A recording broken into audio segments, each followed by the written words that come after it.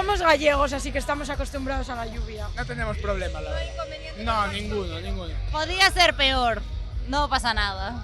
A ver, pues sabíamos que era algo que iba a haber, xa viñamos un pouco preparados para iso, pero nada, ahora pues non queda outra que disfrutar, vimos xa protegidos e rezar un pouco para que pare, pero sabíamos que era o que había, sí.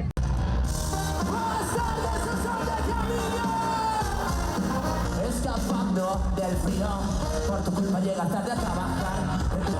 Que la luna nos guíe a caminar, que tú puedes y no puedas aguantar.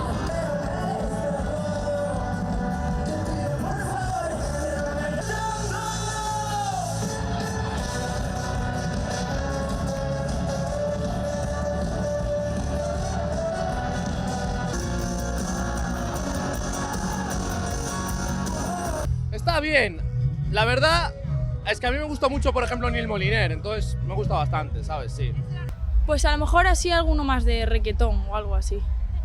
Sí, de requetón, más para nuestra edad. Sí, bueno, eu voto en falta máis música en galego, pero é que vai a unha hora máis decente, pero polo resto creo que sí. A ver, non é o mellor cartel de todos os anos, pero está ben.